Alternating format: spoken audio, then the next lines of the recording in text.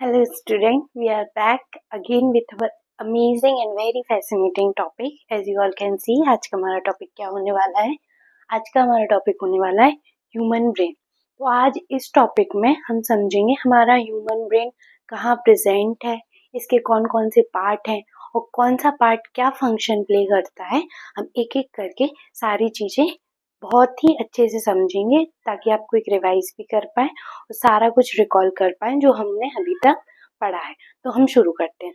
तो सबसे पहले जो हमारा ह्यूमन ब्रेन है, तो सबसे पहले हम ये जानेंगे, अब इसको तो समझाने की जरूरत है नहीं कि ह्यूमन ब्रेन होता क्या है। ऑब्वियस सी बात है, ऑर्गन है, मोस्ट इम्पॉर्टेंट ऑर्गन है, क्योंकि यही हमारा कंट्रोल सेंटर है जहाँ से हमारी बॉडी की सारी मेटाबॉलिक एक्टिविटीज कंट्रोल होती हैं, चाहे वो वॉलेंट्री एक्टिविटीज हो या इनवॉलेंट्री, कोई भी एक्टिविटी हो, वो कहाँ से रेगुलेट होती है? ह्यूमन ब्रेन से। यानी हमारा जो मस्तिष्क है, जो हमारा दिमाग है, वो हम हैं, जैसे हम कोई भी काम करते हैं या कुछ भी करते हैं तो उसके लिए रिस्पॉन्सिबल कौन होता है?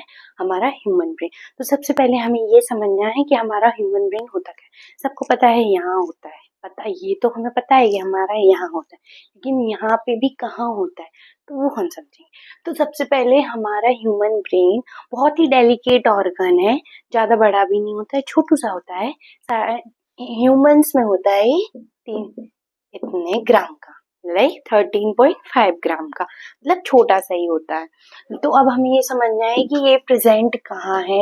अब ये बहुत, जैसे कि मैंने बोला कि ये बहुत डेलिकेट ऑर्गन है, तो मतलब इसको बहुत सहेज के रखा गया होगा, संभाल के रखा गया होगा। तो ह्यूमन ब्रेन हमारा प्रेजेंट होता है स्कल के क्रेनियल कैविटी में। स्कल में कहा? Cranial cavity. अब स्कल क्या होता है वो देखा है ना, वो जो खोपड़ी होती है, लाइक वो जब हम स्केलेटन देखते हैं तो जो ऊपर का जो पार्ट होता है ना, ये फेस वाला पार्ट, जिसको हम खोपड़ी बोलते हैं, तो उसका जो ऊपर वाला पार्ट है, ये वाला पार्ट, तो इसको बोलते हैं हम स्कल। अब स्कल में भी कहा? स्कल जैसे ये हमारा स्कल है, ठीक है, मान लो इतना ऊंचा किसका ही होगा, लेकिन मान लो, और अंदर से ये पूरा खाली है, खाली है मतलब इसमें बोन्स नहीं है। तो यहाँ ये जो खाली स्पेस है ना, तो यहाँ क्या प्रेजेंट होता है? हमारा ह्यूमन ब्रेन प्रेजेंट होता है। अब ठीक है, अब स्कल के अंदर हो गया, लेकिन उसके बाद भी ये हो गया हमारी क्रेनियल कैविटी। ये क्रेनियल कैविटी है, ये अंदर वाली, ये हमारा स्कल है। अरे यार, सब सेम पेन को अलग अलग पेन से बताती हूँ तो ज्यादा सेम से। ये हो गया हमारा स्कल, ठीक है। ये हो गई, ये वाली जो स्पेस है, ये जो खाली स्पेस दिख रही है, ये हो गई हमारी क्रेनियल कैविटी, ठीक है। अब क्रेनियल कैविटी के बाद भी कुछ लेयर्स होती हैं जिनसे पहले, मतलब जो हमारा ब्रेन होता है वो डायरेक्टली क्रेनियल कैविटी, इसके स्कल की सरफेस से कांटेक्ट में नहीं होता है। हमारे ब्रेन यानी जो कि क्रेनियल कैविटी में प्रेजेंट है और जो हमारा स्कल, इनके बीच कुछ लेयर्स होती हैं जो कनेक्टेड होती हैं। मतलब ब्रेन डायरेक्टली हमारे क्रेनियल कैविटी की क्रेनियल कैविटी नहीं, स्कल की इससे कनेक्टेड नहीं होता है। तो अब हमें समझना है ये लेयर्स होती, कितनी लेयर्स होती हैं, उनका नाम क्या क्या है और वो कहाँ कहाँ किस ऑर्डर में प्रेजेंट है। तो अब हम एक करके, तो 3 लेयर्स होती हैं, 3 लेयर्स प्रेजेंट होती हैं, ठीक है। 3 लेयर्स से अब कौन कौन सी होती है? सबसे पहली ड्यूरा मैटर, ड्यूरा जो फर्स्ट लेयर है, ड्यूरा बताएंगे कौन से ऑर्डर में होती है। अभी ये देखो, ड्यूरा मैटर, फिर एरेक्नोइड, देन पिया मैटर। अब आप बोलोगे मैम कौन सबसे अंदर है कौन सबसे बाहर है, तो हम एक एक करके समझेंगे, बहुत इजी है। ड्यूरा मैटर, ड्यूरा में क्या आ रहा है? दूर आ रहा है ड्यूरा में, तो ये होगी सबसे आउटर लेयर, यानी ये होगी हमारी कौन सी लेयर?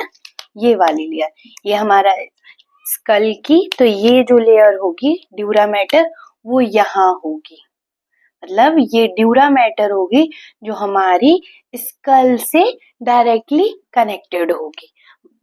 ये रही, ये हमारी ड्यूरा मैटर हो गई। अब आती है अरेक्नोइड, अब आती है पिया। पी से पिया और पी से पास, ऐसे याद करने का तरीका है ये पी से पास। तो ये जो पिया मैटर होगी ये ब्रेन से सबसे ज्यादा पास होगी, ये हमारा ब्रेन है और इसके सबसे पास है पिया मैटर वाली लेयर। अब इन दोनों के बीच में कौन सी आएगी, अरेक्नोइड आएगी। बाहर की पता चल गई, अंदर की पता चल गई, तो 3 लेयर है, तो कौन सी बची, बीच वाली, तो बीच में कौन सी आएगी, अरेक्नोइड आएगी। तो ये हो गई हमारी अरेक्नोइड वाली।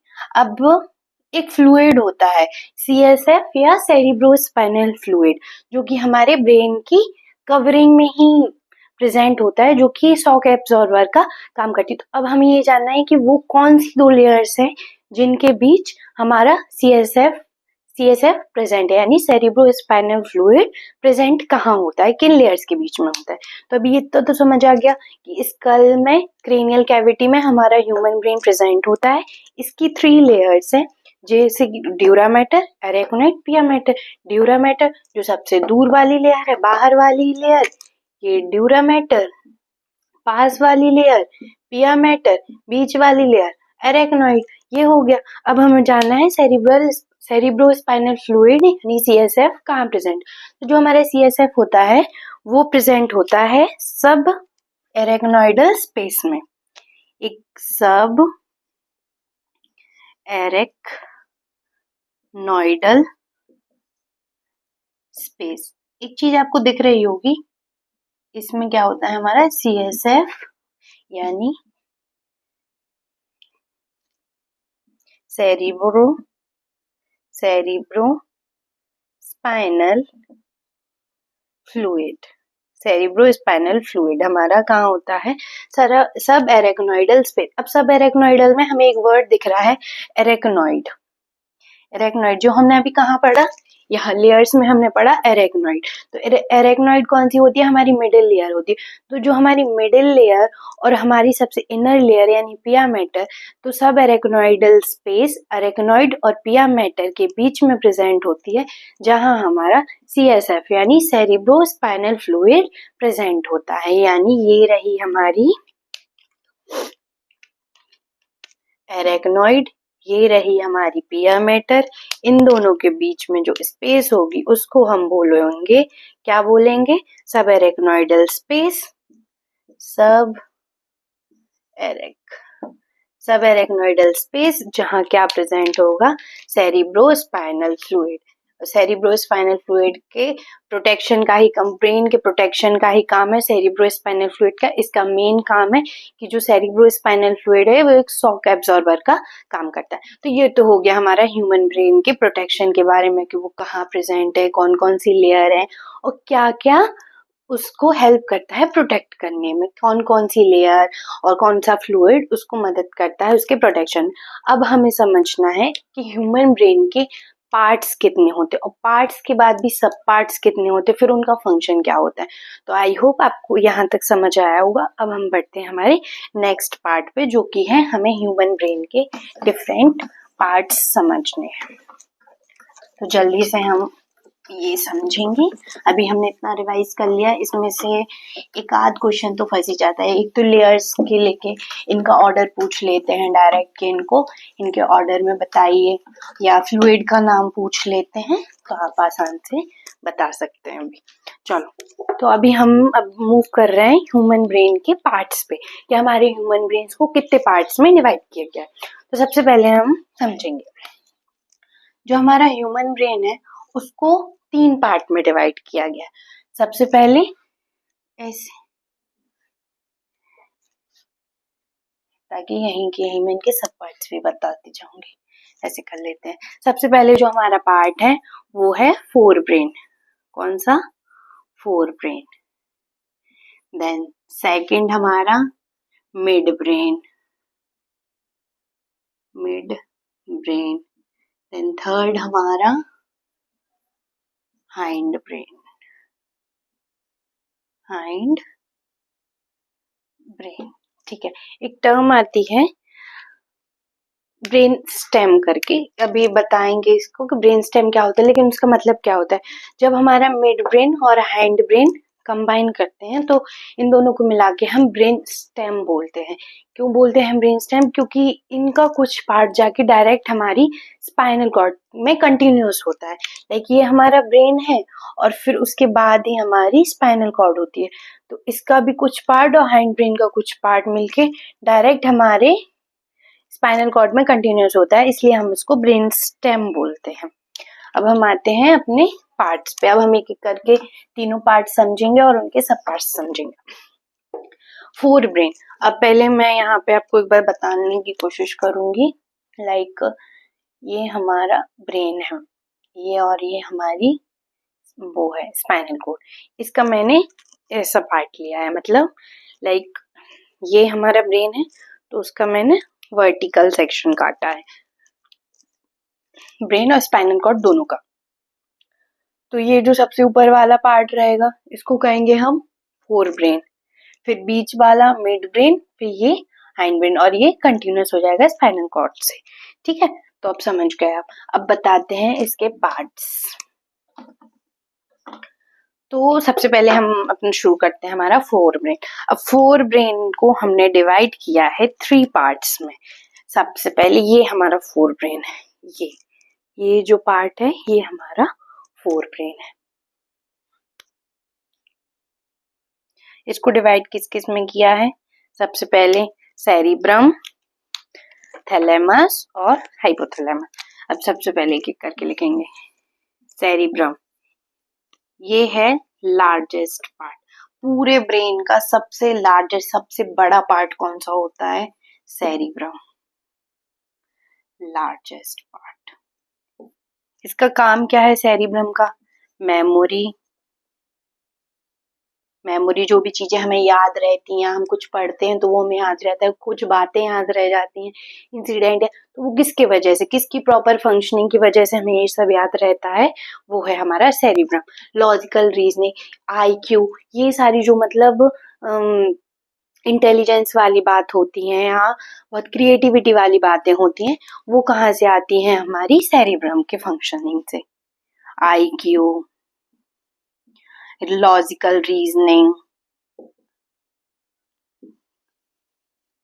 इस एसेट्रा, मतलब सारी क्रिएटिविटी वाली चीजें, या जो ज्यादा जो बोलते हैं ना कि इसका दिमाग बहुत अच्छा है, तो किसके बेसिस पे बोलते हैं? जब हमारा सेरिब्रम प्रॉपरली फंक्शनिंग कर रहा होता है, यानी अच्छे से हर चीज को समझ रहा होता है या समझा रहा होता है, तो वो समझ कहाँ से आती है? वो समझ हमें कहाँ से आती है? वो हमें आती है सेरिब्रम से, जो कि हमारा लार्जेस्ट पार्ट है। ठीक है, और एसेट्रा लगा देते हैं हम इसमें। चलो अब थैलेमस। थैलेमस का काम है, thalamus is a relay centre for motor and sensory signalling.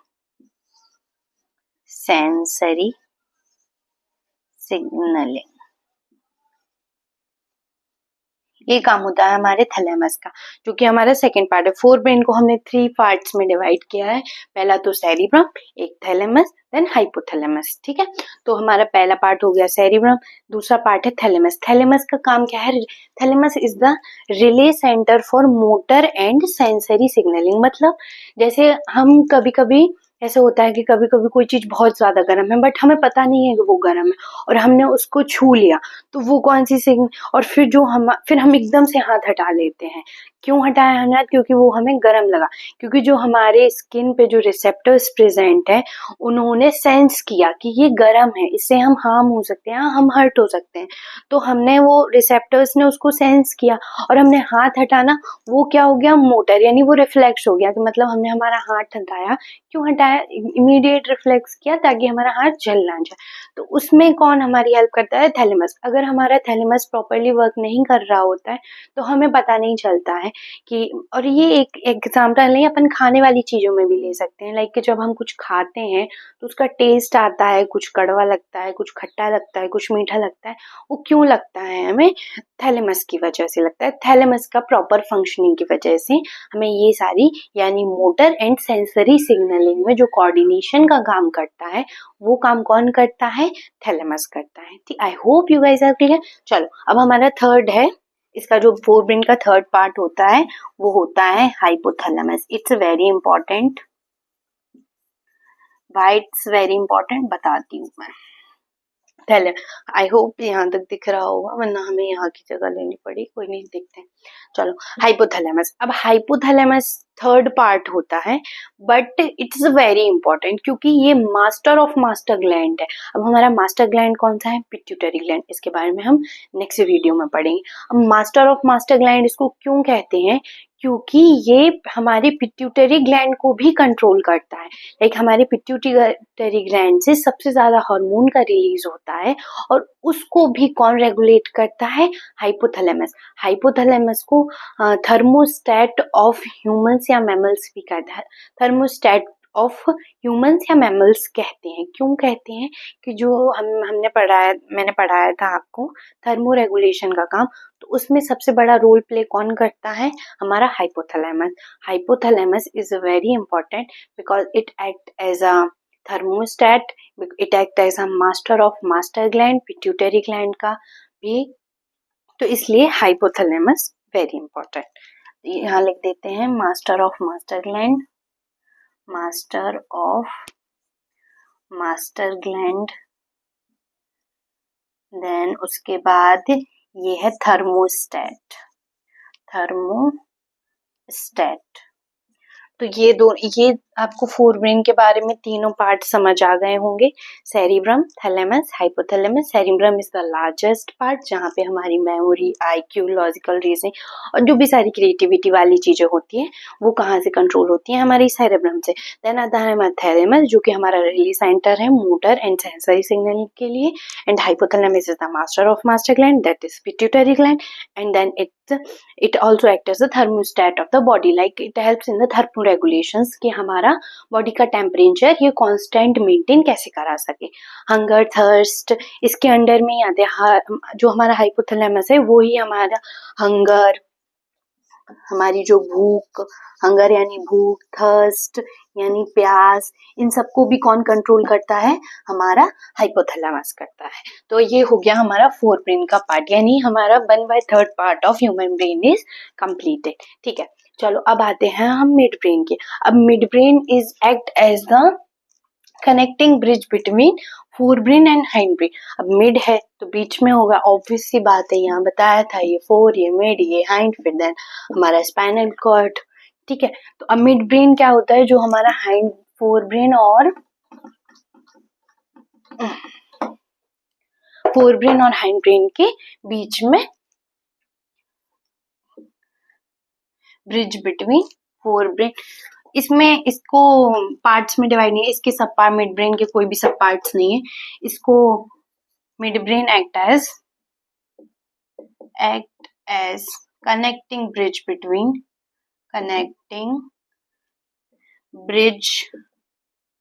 Between forebrain and hindbrain, forebrain and hindbrain. ठीक है, तो ये हो गया। अब इसमें क्या होता है? जो हमारा मिड ब्रेन वाला पार्ट होता है उसमें 4 राउंड स्वेलिंग्स टाइप होती हैं। लाइक ये ऐसे होता है, ऐसे हो गए ना, इसको यहाँ से ऐसा होता है। 1 2 3 4 हो गए। तो इनमें इसको क्या, दो को बोलते हैं हम सुपीरियर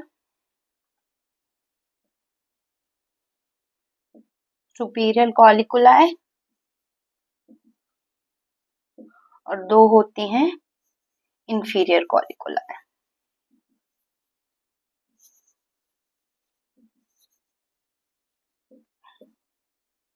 ठीक है, ये होती हैं दो, और ये मतलब जो 4 राउंड स्वेलिंग्स में 2 सुपीरियर कॉलिकुलाई होती हैं और 2 इंफीरियर कॉलिकुलाई। तो ये हो गया हमारा मिड ब्रेन वाला काम। अब आते हैं हम हाइंड ब्रेन में। तो हमारा हाइंड ब्रेन को अगेन 3 पार्ट्स में डिवाइड किया गया है।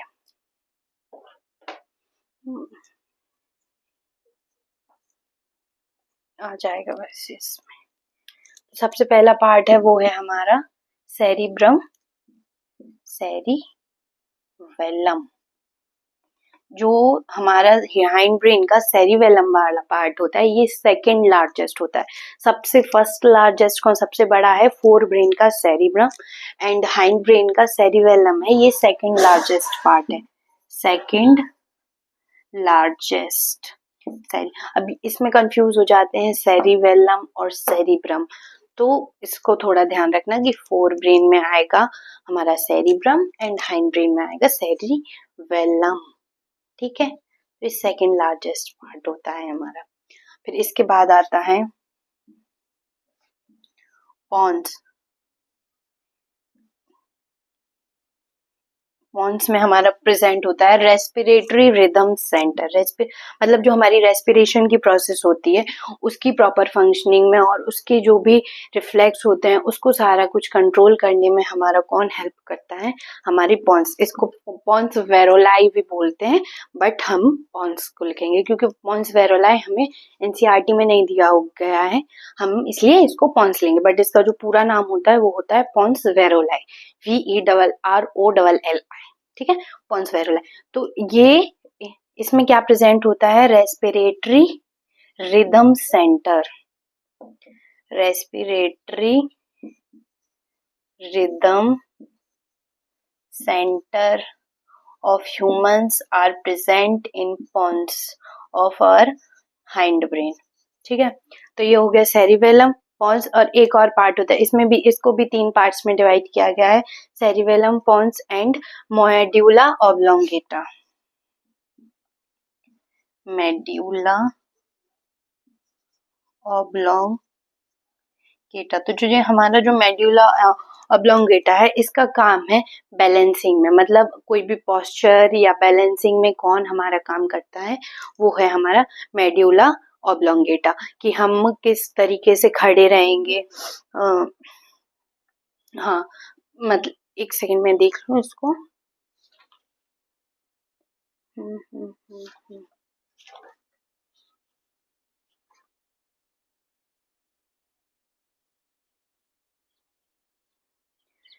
बॉडी रिफ्लेक्सेस को कंट्रोल करता है। हमारा जो सेरिवेलम वाला पार्ट है ये बैलेंसिंग एंड पोस्चर में, एक चीज हमारी ऊपर नीचे हो गई, वो ये है कि जो हमारा सेरिवेलम वाला पार्ट है वो बैलेंसिंग पोस्चर, मतलब अगर हम सीधे खड़े हैं और गिर नहीं रहे हैं तो हमारा जो पोस्चर मेंटेन कर रहा है वो कहाँ से हो रहा है, वो हो रहा है हमारे सेरिवेलम वाले पार्ट से। और जो हमारा मेडुला ऑब्लोंगेटा वाला पार्ट है वो बॉडी रिफ्लेक्सेस में काम करता है, या जो हमारे जो digestive system, respiratory system, excretory system है, इन सबके रिफ्लेक्सेस या इन सब की सारी प्रॉपर फंक्शनिंग वो कैसे किससे मैनेज होती है, वो होती है हमारी मेडुला ऑब्लोंगेटा, यानी बॉडी रिफ्लेक्सेस। जैसे हमारी पेरिस्टालसिस मूवमेंट होती है डाइजेस्टिव सिस्टम में, जो हमारी पेरिस्टालसिस मूवमेंट होती है यानी ईसोफेगस में जो मूवमेंट होती है ये वाली, ताकि फूड आगे पुश होता जाए, तो हमारी जो फूड पाइप है वो कॉन्ट्रैक्ट करती जाती है और फूड आगे जाता है, फिर वो रिलैक्स हो जाती है, फिर कॉन्ट्रैक्ट करती है, फूड आगे जाता है।